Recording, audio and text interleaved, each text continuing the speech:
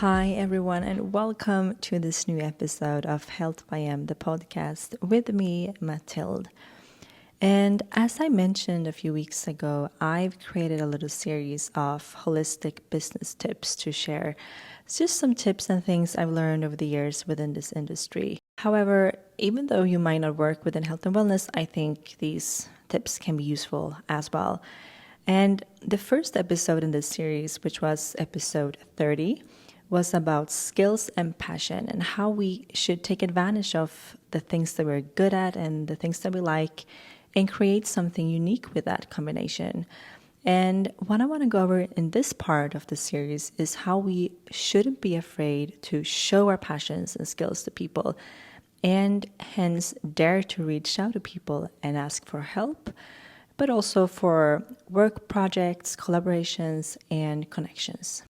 And I talked briefly about this in the episode about the event that I did in New York earlier this fall.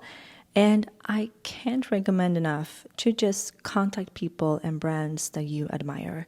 Show them your passion for what they're doing and just show them what you could be able to offer and see if there is a possibility for some sort of partnership, project, or connection if you want that. I promise you that you will be surprised of how many will say yes and be so flattered that you contacted them. So again, I can really encourage you to do this. I have reached out to people and hotels a lot when doing research for my travel articles, and I've also tried to apply that when it comes to other parts in my job. And I've reached out to brands I want to work with, people I want to be connected to, and I've been able to get so many incredible experiences and contacts thanks to this. And I can even share that I've had mentors that have been some of the most famous and successful CEOs in the world, thanks to me just reaching out to them. I have been able to get work partnerships with brands I could only dream of just through a simple email. So we shouldn't underestimate the power of reaching out. I understand it's easy to think something like, oh, but who am I to reach out to this powerful person or brand? But the thing I would say here is that people always love to feel admired and loved. But unfortunately, it is more common to speak out and reach out to somebody or something when we dislike something and when we've had a bad experience. So just by sending an email with some encouraging words, for example, you want to thank the brand for their great products or that successful person for the inspiration and wisdom they share, only doing that will make you stand out immediately because people don't do that. And then if you want to propose something in terms of a collaboration or other work opportunity, it's of course also about how you present it and what you can actually offer. But just remember that as long as we try, anything can happen.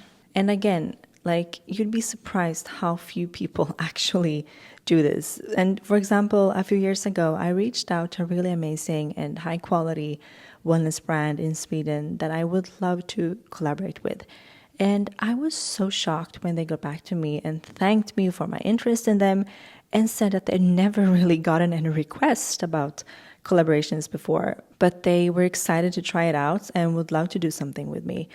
And I was so surprised to hear that because I thought that, of course, they must have had so many people wanting to work with them because, pretty much everybody in the wellness industry in Sweden would use their products. And, many people would probably like to work with them, but apparently they didn't let them know. And now I see that they do more, but I do believe I was the first one ever in Sweden to be sponsored by them, which was crazy because I barely had following or a platform, but I just reached out and we clicked and they liked what I could offer. I would take some photos of the products on some trips and share with them, and I just started out like that. And we've stayed in touch, and the CEO of the company and we email a few times a year, and they're super nice. And I know they recommended me to other brands as well, which in turn has led to other projects for me. So you never know what amazing opportunities a simple email actually can lead to.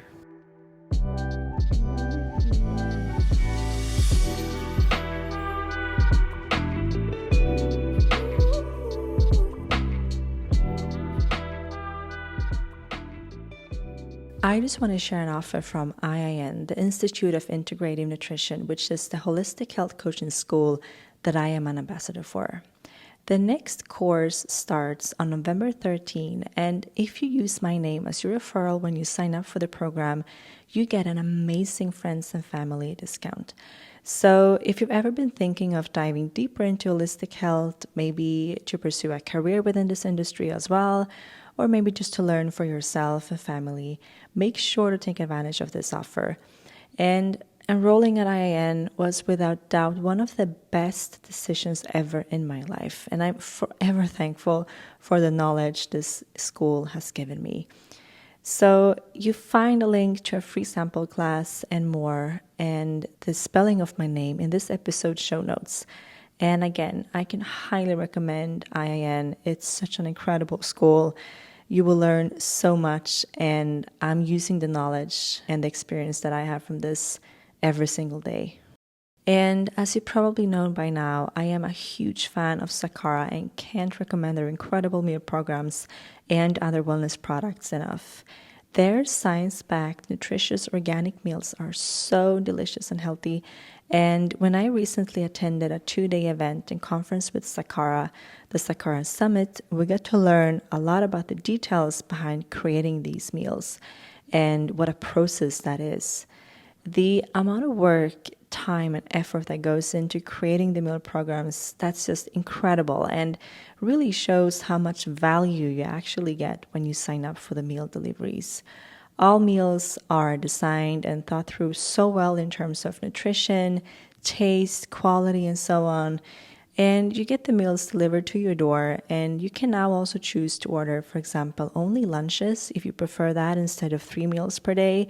You can also choose from programs that run for weeks or just do a few days if you want that. And in addition to these meals, Sakara now has an incredible limited edition holiday shop with a few products that I am obsessed with. For example, they have popcorn and they are to die for. They also have new granolas that are so delicious as well.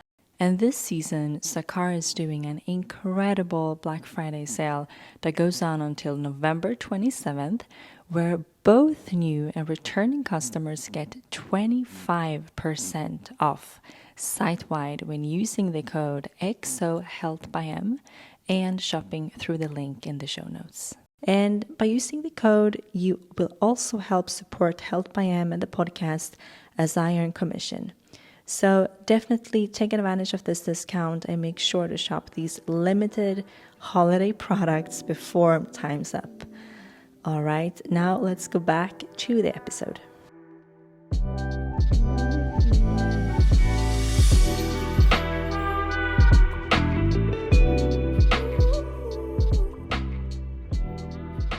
And another fun story that I just want to share, which is about treating people well and making sure that you take care of your contacts and just random people you meet, is about something that happened a few years ago when I was in the south of Sweden doing research for an upcoming article for Vogue. I was in this quite posh and trendy area and wanted to visit a restaurant I've heard a lot about. And I came unannounced, so nobody knew that I was a writer for Vogue when I came in. And as I looked around, I saw a rooftop and wanted to go up there. So I went through the restaurant towards the stairs, and suddenly a man, which I believe was the owner, came by and was really rude. Apparently, they had an event up there, and he rushed towards me and said something like, "Hey girl, let's calm down a bit, shall we? You can't just walk here, and we have an event going up there, and there are lots of celebrities." And like, he was very upset. And I was like, "Oh, I'm so sorry, I didn't know." And like, how would I know? They didn't have a sign or anything. So it was just a weird moment, and he got super upset, and he seemed a bit stressed, but at the same time, it was just a weird way to approach a customer. And then he and the other staff, they just seemed really frustrated when I asked to just take a quick look around. And yeah, the overall impression was just that they all seemed really rude and frustrated and irritated. And since service is so important, I decided to not include the place in the article because I only write about places I can truly recommend myself. And then a few months later, this article is published on Vogue.com, and it becomes one of the most read articles that year on the site. It was crazy. So many newspapers and media shared it in Sweden, and I think they even talked about it on the news, on TV. And I just mentioned that this part of Sweden was featured in Vogue. And I had included almost 40 places, I believe, but of course not this restaurant. And can you believe that this man actually writes to me on LinkedIn? Because he must have found my name in the byline and looked me up. And I could tell that he didn't remember me. I mean, he didn't know who I was when I was there. So of course he didn't know that I was that person he actually talked to. So he wrote to me like I had forgotten them and that of course they should have been included. And I even think he wrote something like, next time you should do your research a little better. And yeah, he was really pissed, like how I remembered him, basically. So I can't even tell you how good it felt to be like, hello, well, actually, I did my research and I wanted to include the restaurant. But when I got there, a man, and I described the man, and I mean, he probably understood that it was him. A man who I believe was the owner yelled at me and was really rude. Since service is so important, I only include places I can generally recommend, and I wasn't able to include an article. Therefore, I hope I will get a better experience if I ever visit you again, or something like that. And no, he didn't reply me after that. He was probably a little bit embarrassed, poor guy. So I just wanted to tell this story because it's such a funny story. And I think it shows so well how important it is to be kind and nice to people. Because again, you never know who you will end up working with or who you will need in the future. I try to think about this all the time, that we have no idea who we might need help from or who that person in front of you in the checkout line is. So it's super important to be friendly, polite, and kind, not just to the contacts that you manage to get and like establish, but also people that you meet, just random people. And I've also heard so many stories about people ending up getting amazing job opportunities from just chatting with the person next to them while boarding a plane or at a car park and so on. So never underestimate that.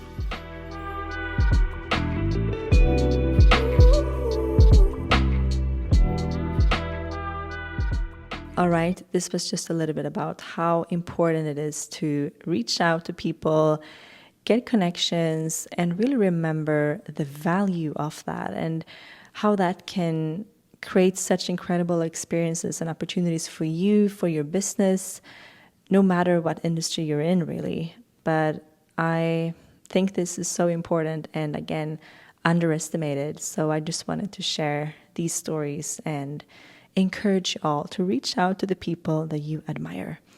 And I would love to hear from you as well. Maybe you have similar stories that you can tell. Also, please send this episode to someone you think might like it. And it really means the world to me if you want to rate the show. If you haven't yet, it only takes a few seconds and really helps to spread the podcast so I can keep doing this if you want to listen more. All right, have a lovely rest of your day and take care of yourselves. I will be back next week.